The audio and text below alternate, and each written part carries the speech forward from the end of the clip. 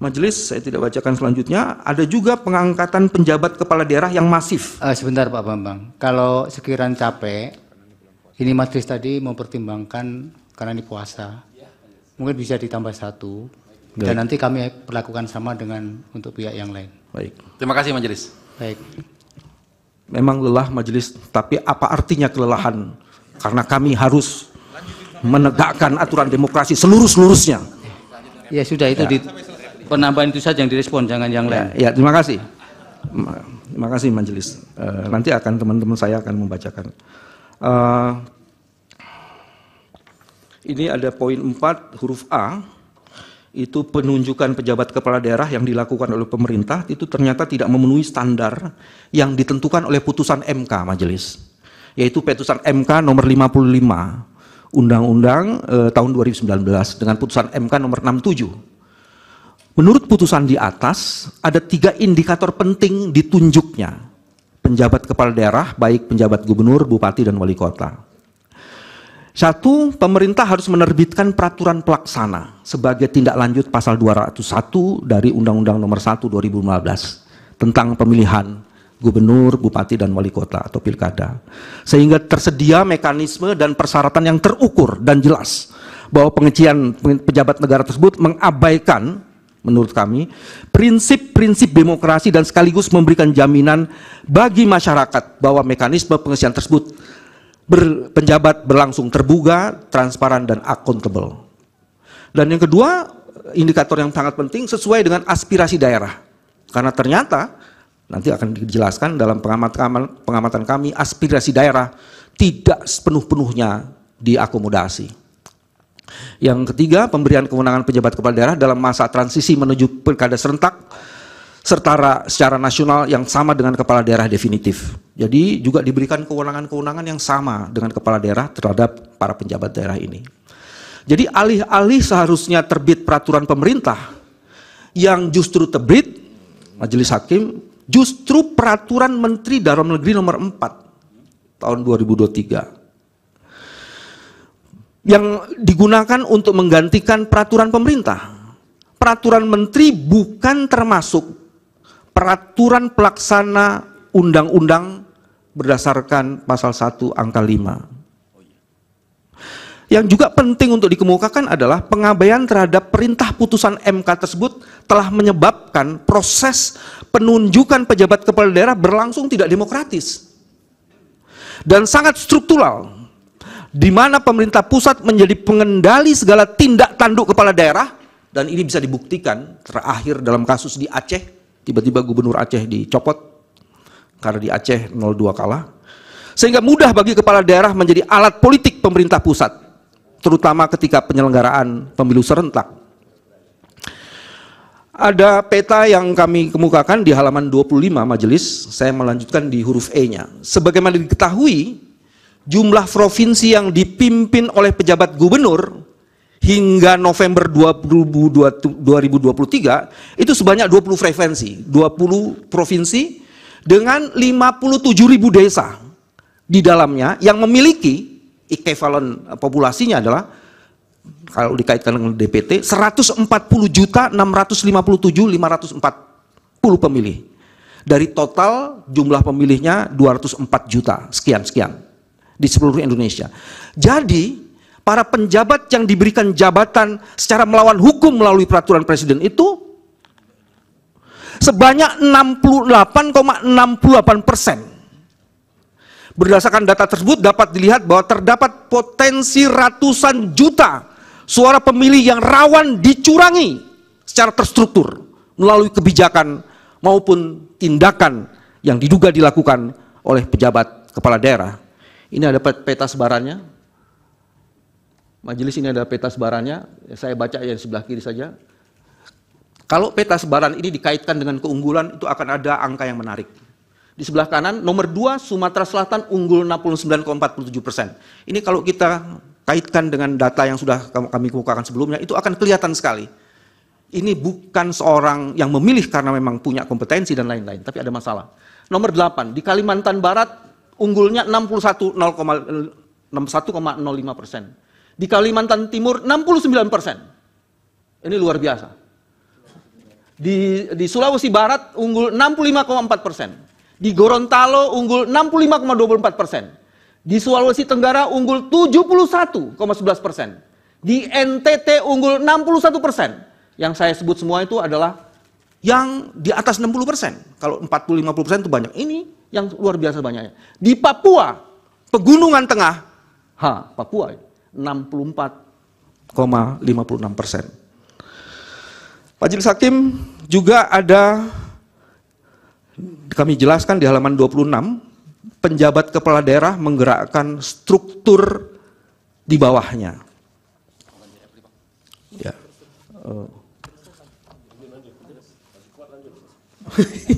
Saya lanjutkan, mohon maaf.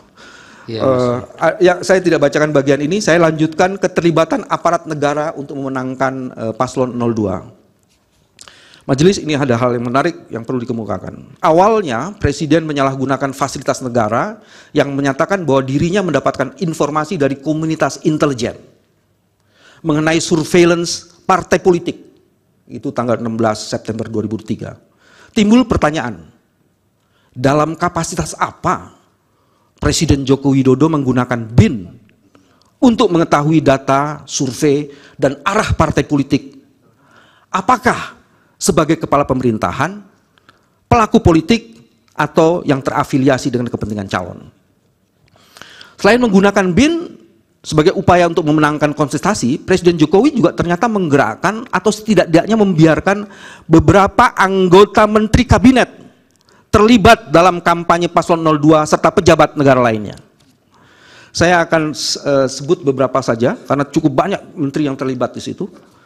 Saya mau masuk di poin 3, Menteri Koordinator halaman 28. Airlangga Hartarto melakukan dugaan politisasi bansos kepada warga Mandalika.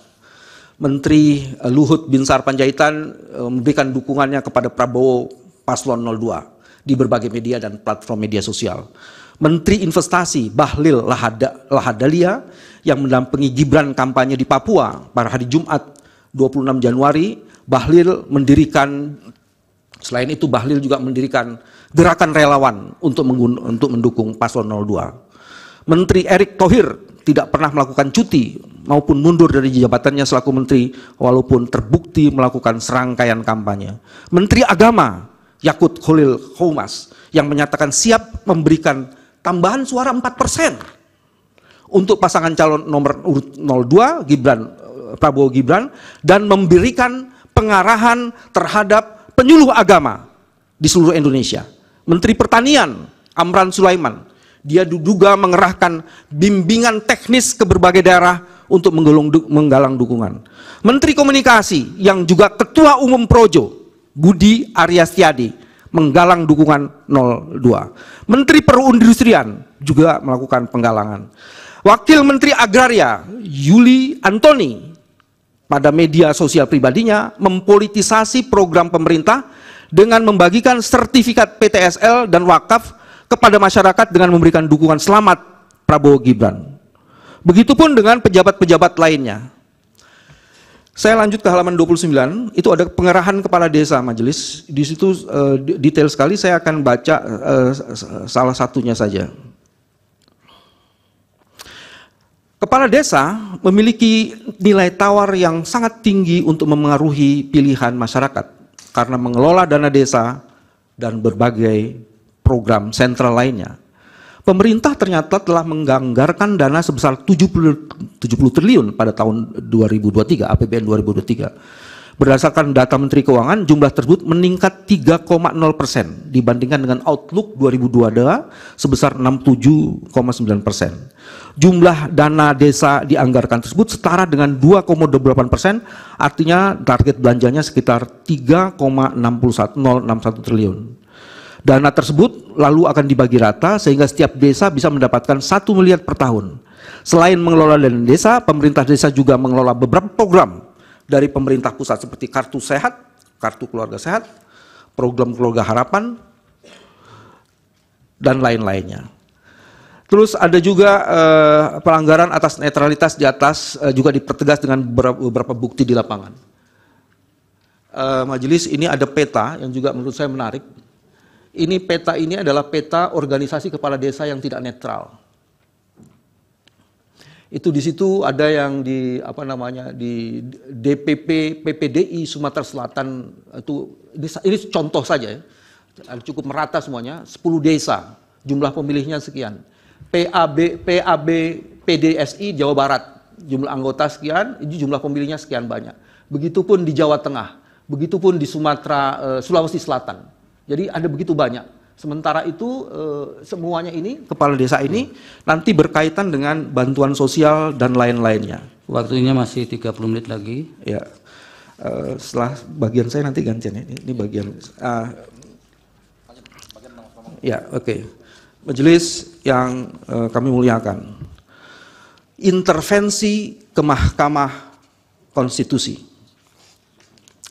Patut diduga ada menteri yang secara sengaja melakukan intervensi kepada Ketua Mahkamah Konstitusi Anwar Usman pada saat memeriksa perkara nomor 90 tahun 2023.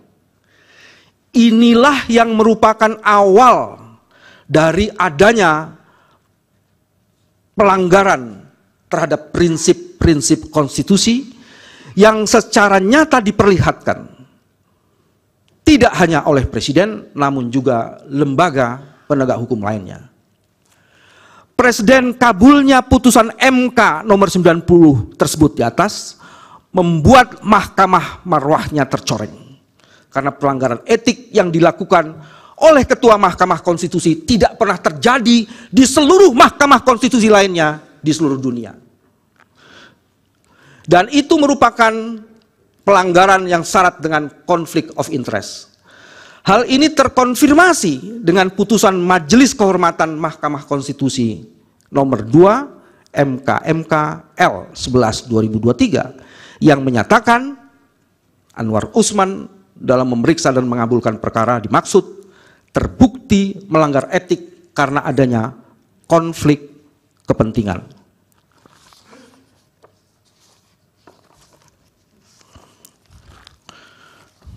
Sebentar majelis. Ada tulisan yang sudah saya siapkan. Oke, saya lanjutkan saja. Ini yang penting bagian ini majelis soal penyalahgunaan bansos. Mohon peta soal bansosnya disiapkan. Penyalahgunaan bansos dengan melanggar Undang-Undang APBN dan dampaknya bagi perolehan suara pasangan calon. Pelaksanaan Pilpres 2024 juga diwarnai kecurangan dalam skala yang masif yang melanggar konstitusional, yang melanggar prinsip-prinsip konstitusional, yaitu prinsip-prinsip konstitusi, yaitu pemilu yang jujur dan adil. Terbukti dari kebijakan Presiden mempermainkan anggaran negara untuk menggelontorkan bansos secara jor-joran dengan, dalam tanda petik, membeli suara pemilih bagi kepentingan elektoral pasangan 02 yang notabene adalah anaknya sendiri, dalam hal ini wakil presiden, calon wakil presiden. Kebijakan ini dalam praktiknya melibatkan struktur pemerintahan dari atas sampai ke bawah. Pada level puncak kekuasaan, praktik curang ini diperankan langsung oleh Presiden Joko Widodo dengan membagikan bansos di setiap kunjungannya ke daerah-daerah sambil melakukan kampanye terselubung. Di setiap kunjungan ke daerah sembari kampanye terselubung itu, sementara di level kementerian penyaluran bansos melibatkan kementerian yang menterinya berasal dari partai pendukung paslon 02 dan sama sekali tidak melibatkan Kementerian Sosial yang seharusnya membidangi penganggaran dan penyaluran bansos. Perilaku tak beradab dalam tanda petik membeli suara pemilih tersebut diawali dengan niat jahat dan perencanaan matang.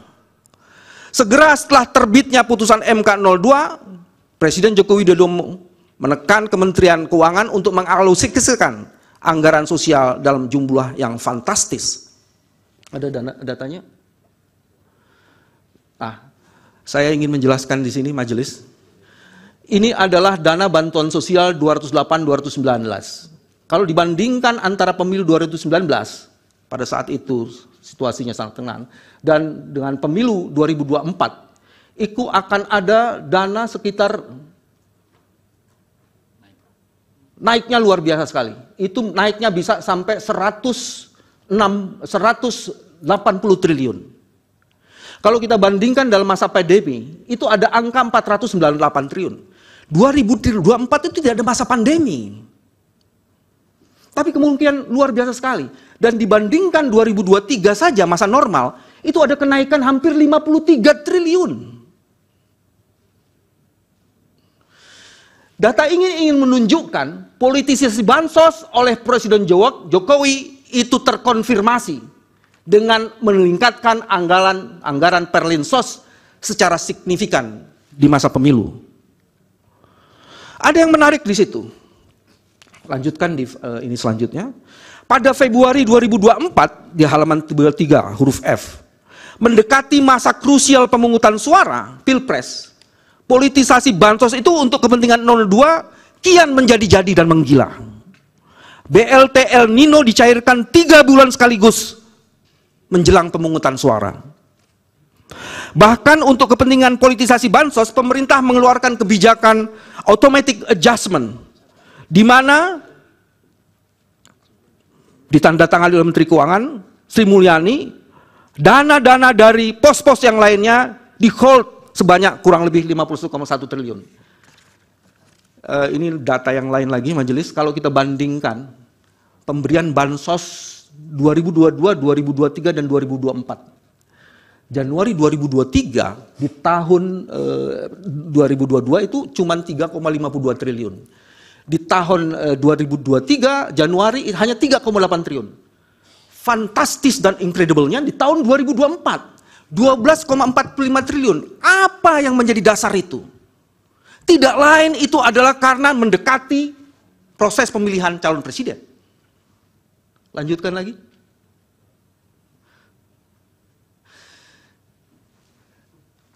Ada peneliti yang membuat penelitian sangat baik yang berkaitan dengan pork barrel politics. Ini dibuat oleh Arujo 2021 penelitiannya, ditulisnya, penyalahgunaan sumber daya negara oleh politisi seperti bansos dan dalam hal ini presiden serta BLT itu ternyata digunakan meraup suara dalam pemilu. Dan ini terbukti efektif di 5 negara termasuk Indonesia. Ini adalah studi. Dari sini bisa kelihatan sekali penerimaan bansos itu. Jadi seluruh penerimaan bansos itu ternyata kalau dikonfirmasi dan di-overlay dengan perolehan suara calon akan terbukti di sini.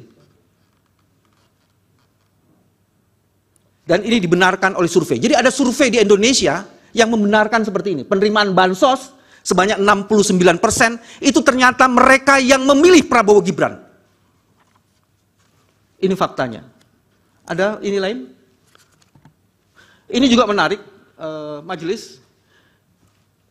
Politisasi bansos ini oleh Presiden Jokowi ternyata mendongkrak secara tidak wajar perolehan suara Prabowo Gibran. Saya masuk di ujung saja majelis, itu dari 3 sebelah kanan ya. Agustus 2023 itu majelis. Pertama ada putusan MK, dilanjutkan kemudian ada Pak Jokowi menyatakan kampanye secara aktif dan bagi-bagi bansos. Kemudian di Desember 2023, tadi di Agustus 2023, itu statement Pak Jokowi, Presiden boleh kampanye dan memihak. Dan kalau kemudian itu diterjemahkan, ditambah lagi dengan guyuran bansos 490 triliun, Bapak Presiden, Majelis Hakim bisa melihat angka itu tiba-tiba melonjak. Dari Agustus 2023, di Desember 2003 dan Februari 2023 itu angkanya hampir 20%, 19 sekian persen di 2024. Jadi apalagi kalau bukan intervensi bansos dan mengkooptasi integritas dari penyelenggara negara. Dan yang paling menarik ini khusus untuk Bawaslu, ini juga menarik. Tapi sebelum itu saya tambah lagi. Ini ada di halaman 34, survei LSI. Ini yang tadi disebutkan adalah, ini surveinya LSI ini. Menurut survei LSI, 69,3% penerima bansos mendukung Prabowo Gibran. Dan total penerima bansosnya ada 51 juta penerima. Ini survei. Kalau kita meyakini survei quick count, harusnya yakin juga dengan ini. Pemohon menemukan politisasi bansos juga terjadi di berbagai daerah. Ini ada sekitar 7. Saya mau sebut dari nomor 7 aja. Pembagian bansos di DKI Jakarta dengan tas berwarna identitas paslon. Saya tidak tahu di mana ada Bawaslu. Terdapat bansos berupa beras yang memuat calon wakil presiden dan presiden dan calon wakil presiden. Terus kemudian di Gianyar, Bali, ketika Pak Jokowi membagikan bansos yang diwarnai insiden pencopotan baliho Ganjar Mahfud serta bendera Partai PDIP di sekitar lokasi penyerahan.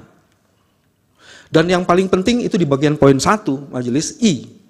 Pembagian bansos dilakukan secara langsung oleh Presiden Jokowi dan para menterinya, para menteri pengusung Prabowo Gibran, di banyak wilayah tanpa melibatkan Kementerian Sosial, baik penyalurannya maupun data yang digunakan.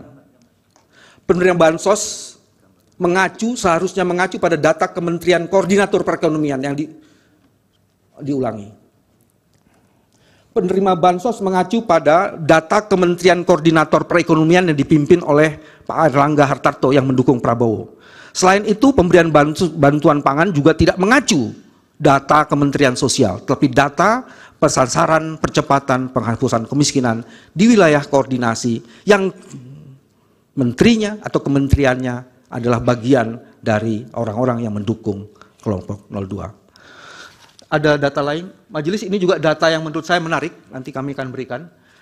Dampak perolehan suara itu pada daerah-daerah yang tadi ada peta sebelumnya, Pak Jokowi pergi ke berbagai daerah, dan dalam kepergiannya itu 3 hal dilakukannya. Pemberian bansos, mengkonsolidasi aparat, dan kemudian juga melibatkan banyak aparat kepala desa.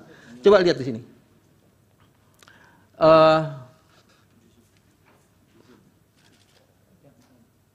Ya, yang ini tadi oke. Tadi saya sudah jelaskan, saya jelaskan lagi. Coba saya mau cari data yang ini saja. Yang 45% Gianyar.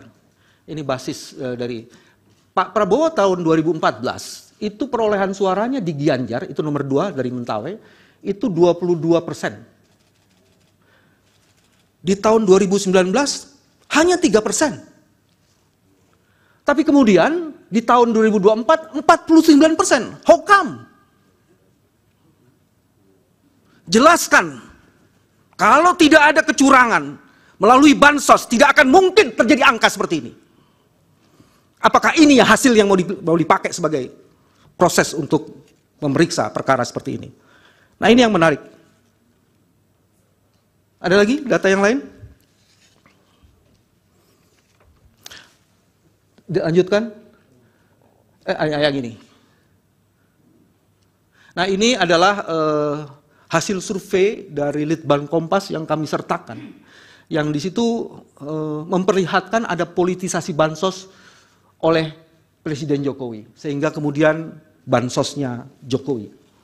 Jadi ada 7,8 juta pemilih mengaku saat diberi bansos dan disampaikan bansosnya dari Pak Jokowi. Jadi survei ini mengkonfirmasi itu.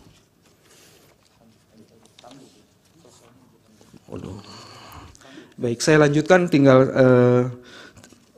6 halaman lagi, saya akan cepat-cepat saja. Pertama, yang lanjutnya Majelis adalah pelanggaran prosedur. Ada berbagai modus kejahatan terhadap konstitusi dan cara-cara curang yang dilakukan oleh Presiden Jokowi untuk mendukung paslon 02 yang kesemuanya itu melahirkan berbagai kejahatan, turunan, dalam bentuk pelanggaran prosedur pemilu yang mempengaruhi hasil perolehan suara. Setidaknya ada 8 Majelis. Ada manipulasi DPT, ada surat suara yang tercoblos pada pasangan calon nomor urut 2, ada pengurangan suara pemohon, ada politik uang, ada yang mencoblos lebih dari 1 kali, ada TPS janggal, ada anak-anak ikut mencoblos, dan ada juga kecurangan termohon yang dilakukan melalui sistem IT.